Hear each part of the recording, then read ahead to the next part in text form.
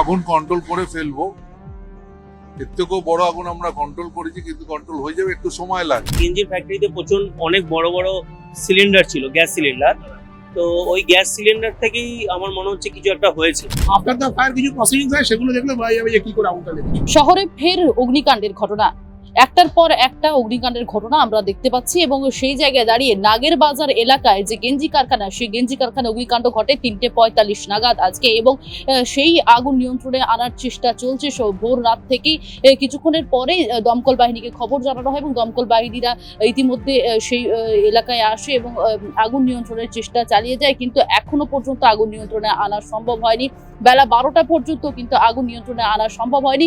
এখনো পর্যন্ত কিন্তু যেমনটা জানা যাচ্ছে কারখানায় দিকে দিকে আগুন জ্বলছে বিভিন্ন জায়গায় এবং যে টিনের সেটগুলি রয়েছে গেঞ্জি কারখানায় সেগুলি ভেঙে ফেলার চেষ্টা করছে এবং সেগুলি জেসিবি দিয়ে ভাঙার চেষ্টা চলছে এবং তার জেরে অনেকটা সময় ব্যাহত হচ্ছে এবং ইতিমধ্যে দমকলের 20টি ইঞ্জিন কিন্তু ঘটনাস্থলে রয়েছে, তারা কিন্তু আসছে এবং দমকল বাহিনী তৎপরতার সঙ্গে আগুন নেভাবার কাজ করছে। এসেছিলেন সেই গেঞ্জি কারখানায় এসেছিলেন দমকল মন্ত্রী সুজিত বসু, তিনি পুরো বিষয়টি পর্যবেক্ষণ করেছেন এবং সেই এলাকায় আপনাদেরকে দেখাচ্ছি এই যে এলাকায় আগুন এখনো পর্যন্ত কিন্তু নিয়ন্ত্রণে আসা সম্ভব হয়নি এবং এখনো আগুন জ্বলছে।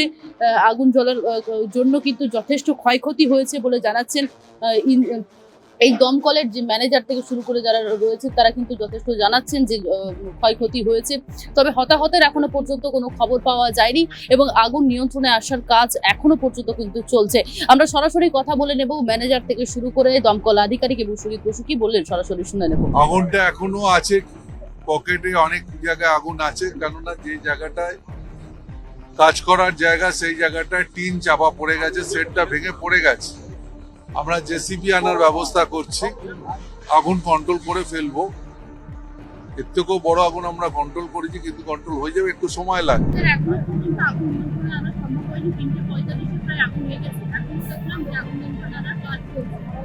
আগুন নিয়ন্ত্রণে আনা কমপ্লিট হয়নি, কথাটা ভুল। আগুন নিয়ন্ত্রণে এসে গেছে, আগুন আর বারবার কোনো বা এর থেকে কোনো স্প্রেড করার চান্স নেই।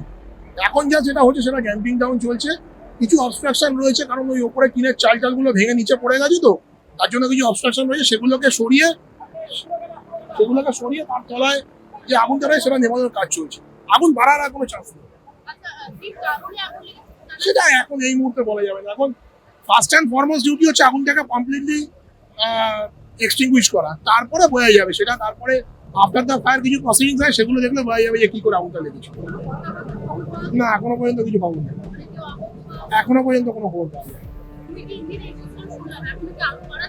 সরি, 20 ইঞ্জিন ছিল, এখন কমানো হচ্ছে, আস্তে আস্তে কমানো হচ্ছে। এটা এখন বলা যাবে না, এটা এই মুহূর্তে বলতে পারবো না কতক্ষণ লাগবে। যত তাড়াতাড়ি এই ওপরে টিনের চালগুলো সরানো যেতে পারে, যত তাড়াতাড়ি জিনিসপত্র পরিষ্কার করে, তত তাড়াতাড়ি হবে। কিভাবে জানতে পারলেন যে আগুন লেগেছে?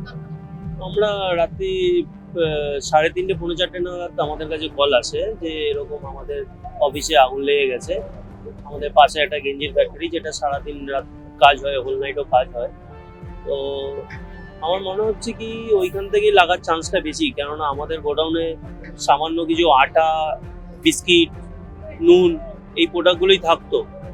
তো লাস্টে আমরা শুনতে পাচ্ছি, মিডিয়াও দেখাচ্ছে যে আইসক্রিম ফ্যাক্টরি ছিল। অ্যাকচুয়ালি আইসক্রিম ফ্যাক্টরি এখানে ছিল না, আর কোনো ফ্যাক্টরি এখানে নেই আমাদের উইদাউট গেঞ্জি। একমাত্র গেঞ্জিটাই ফ্যাক্টরি আছে, যেখানে ওরা কিছু কেমিক্যাল দিয়ে কাজ করে। আর না, আমরা জানতাম, আমরা যেটা একটা আইডিয়া করছি, কেননা গেঞ্জির ফ্যাক্টরিতে প্রচুর অনেক বড় বড় সিলিন্ডার ছিল, গ্যাস সিলিন্ডার। তো ওই গ্যাস সিলিন্ডার থেকেই আমার মনে হচ্ছে কিছু একটা হয়েছে, কেননা আমাদের যে আইটিসি প্রোডাক্ট ছিল, ডাবরের প্রোডাক্ট ছিল, ওগুলো আটা, নুন, বিস্কিট এই প্রোডাক্টগুলো ছিল, সাবান ছিল। তো ওইখান থেকে লাগার চান্স কোনো রকম ভাবেই নেই। না, কোনো হতাহত আপাতত কোনো খবর নেই। যা ড্যামেজ হয়েছে, স্টক ড্যামেজ হয়েছে বেসিক্যালি। তো ক্ষয়ক্ষতি অনেক পরিমাণ হয়েছে। এটা মানে অনেক অ্যাসেট ছিল, স্টক ছিল, মানে ওটা মানে হিউজ অ্যামাউন্ট একটা আছে। আপনারা দমকলে যখন খবর দিয়েছিলেন সঙ্গে সঙ্গে দমকল আসে? দমকল কিছুটা লেট করে এসছে। জন্য কি ক্ষয়ক্ষতিটা একটু বেশি হলো? হ্যাঁ, ক্ষয়ক্ষতিটা এর জন্য একটু বেশি বেড়ে গেছে, স্প্রেড হয়ে গেছে ততক্ষণে আগুনটা, তো এই জন্য আমরা আর কিছু করতে পারিনি। দমকল মন্ত্রীও তো এসেছিলেন এখানে, হ্যাঁ, উনি এসেছিলেন, আমরা দেখেছি। কিছু আশ্বাস দিয়েছেন? দেখা যাক, উনি ইনভেস্টিগেশন করছে কি কারণে হয়েছে এটা, দেখা যাক কি করবে উনি। বহু কর্মীও তো রয়েছে এই হ্যাঁ। তাদেরও অসুবিধা হবে।